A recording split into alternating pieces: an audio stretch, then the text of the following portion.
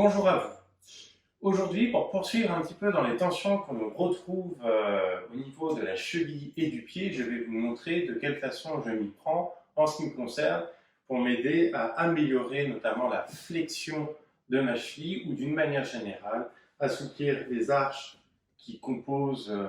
le pied et m'aider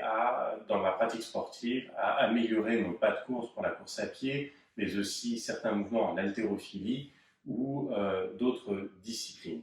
Voilà, je m'appelle Stanislas Paravet, je suis ostéopathe et je vais vous montrer de quelle façon on peut par soi-même avec une petite balle de tennis ou tout simplement avec un rouleau de cuisine assouplir nos tensions. Alors,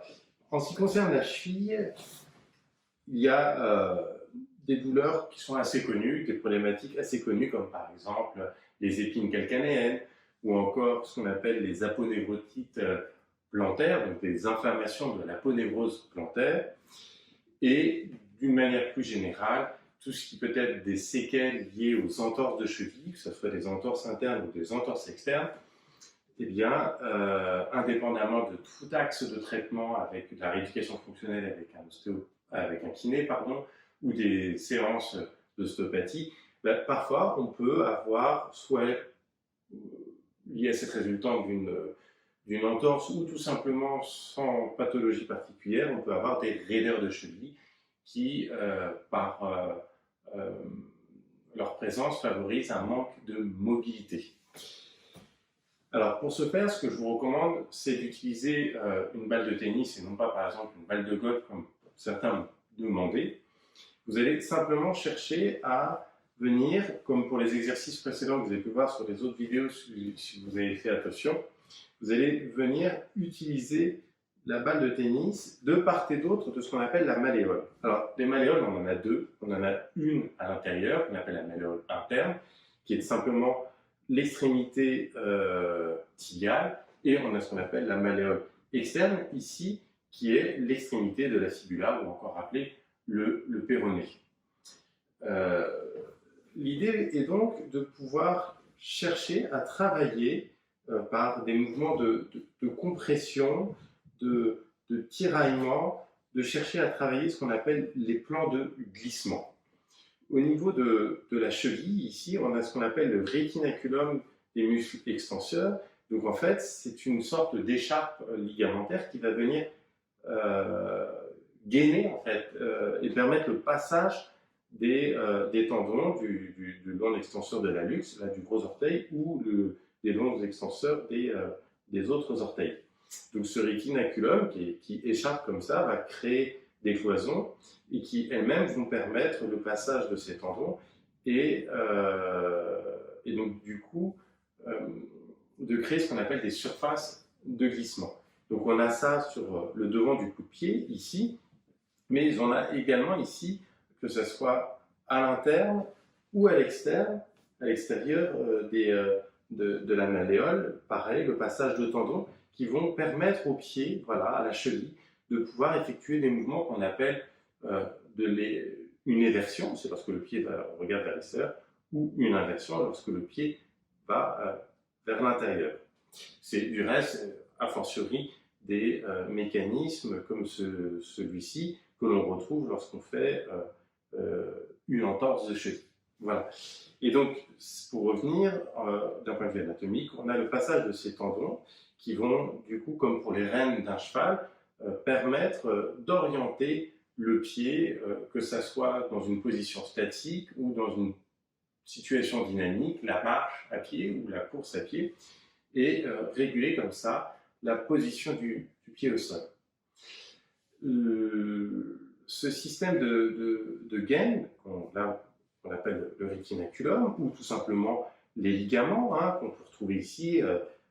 et qui vont rayonner autour de la cheville pour maintenir cette cheville, comprennent ce qu'on appelle des propriocepteurs. Les propriocepteurs, ce sont des petits agents, et on en a partout au niveau des ligaments, qui vont permettre d'informer notre cerveau de la position d'un membre, d'une articulation dans l'espace. Donc en l'occurrence pour la cheville, eh ben, tous ces ligaments qui comportent ces propriocepteurs, et on en a beaucoup au niveau du pied, vont permettre de pouvoir non seulement informer la position du pied, donc informer le cerveau de la position du pied dans l'espace, mais aussi de pouvoir informer par la même occasion si le terrain sur lequel vous marchez est un terrain plutôt accidenté, est-ce que c'est plat, est-ce qu'il y a un dénivelé, toutes ces petites informations qui nous permettent finalement d'un point de vue archaïque d'analyser en fait un environnement et savoir si celui-ci est hostile ou pas pour nous et ou nous permettre de nous adapter à cet environnement, et ben, ça va être le rôle de ces propriocepteurs. Donc l'intérêt de pouvoir, avec une balle ou avec un robot, venir détendre d'une manière générale la cheville et le pied, c'est se permettre de maintenir, on va dire, une bonne santé à la fois d'un point de vue articulaire, mais aussi d'un point de vue informationnel. Donc la technique, comme celle que je vous avais montrée dans la vidéo précédente, va rester la même. Ça va être des mouvements de pression et de décompression. Donc pour cela, on va utiliser la souplesse un petit peu de la balle de tennis et on va venir rayonner autour de la malléole. Donc là, en l'occurrence, je suis sur le pied gauche et je viens rayonner autour de la malléole, donc interne. Et donc, je viens comme ceci chercher à faire rouler cette balle de tennis de part et d'autre de cette malléole. Je vais pouvoir utiliser par la même occasion des mouvements de dorsiflexion de la cheville, donc soit ramener ma cheville vers le tibia, donc ça fait une dorsiflexion, ou au contraire une flexion plantaire dans l'autre sens. Comme ça me permet de travailler la cheville sur tout son axe, toute son amplitude, toute sa mobilité, et de venir accentuer cet exercice de compression et aussi d'étirement, parce que vous pouvez chercher, comme je vous expliquais, il y a plusieurs plans de glissement, de chercher à mettre en tension ces plans de glissement tout autour et d'aller chercher les zones les plus tendues, là où parfois c'est un petit peu douloureux, et d'augmenter à la fois la pression, l'écrasement, l'étirement. Mais vous pourriez aussi utiliser, toujours avec la balle, d'autres principes qui seraient un système de secousse, comme on avait pu le voir pour les problématiques de périostite, à l'image un peu d'un marteau-piqueur, de venir un peu casser toutes les fibres qui pourraient être fibrosées, c'est-à-dire rétractées et qui ne laissent plus bien passer les vaisseaux artériels et donc du coup qui diminue un petit peu toute cette perfusion à la fois veineuse et artérielle et lymphatique qui viennent irriguer un petit peu le pied et la cheville. Donc je vous invite à faire ça aussi bien de part et d'autre de la malléole interne que de part et d'autre de la malléole externe. La malléole externe, elle est particulière, pourquoi? Parce qu'elle appartient à un os ici qui s'appelle la fibula, ou anciennement appelé le péroné. Et en fait, en ostéopathie, on interroge ces deux articulations parce que ce qui va nous intéresser, c'est de voir si la fibula, elle est mobile. En fait, entre la fibula et le tibia, on a ce qu'on appelle une membrane interosseuse qui est également richement vascularisée puisqu'elle laisse passer de gros vaisseaux artériels. Et cette membrane interosseuse, elle va permettre de conserver une certaine intégrité tensionnelle, de tenségrité de la jambe. Parce que le rôle de la fibula par rapport au tibia, et avec le tibia, ça va être de rapporter notre poids de corps et notre force à la cheville et au pied, parce qu'avec les deux pieds au sol, on va former ce qu'on appelle un polygone de sustentation. En fait, tout simplement, ça veut dire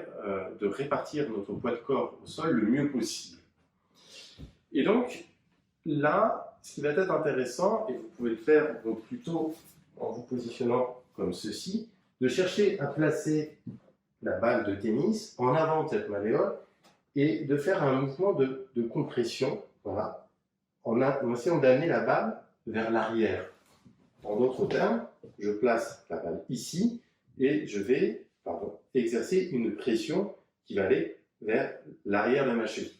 Pourquoi? Parce que, en fait, cette malléole, elle est mobile vers l'arrière. Au même titre que si vous avez regardé la vidéo sur la détente de la loge latérale de la jambe,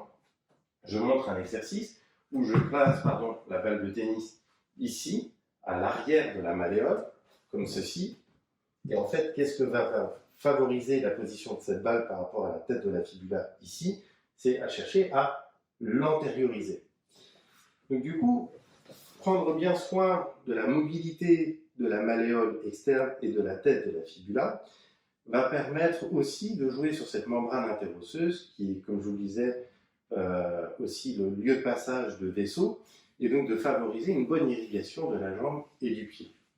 Donc ça, c'est un exercice que je vous recommande de faire de part et d'autre, à la cheville gauche et à la cheville droite, pour venir détendre à la fois les tendons, les ligaments, le rétinaculum des muscles extenseurs de la cheville. Ce qui va être intéressant après par la suite, ça va être de travailler la mobilité. Là, on a cherché à stimuler un petit peu les mécanorécepteurs, propriocepteurs. Et ce qu'on va faire maintenant, c'est d'assouplir un petit peu cette cheville.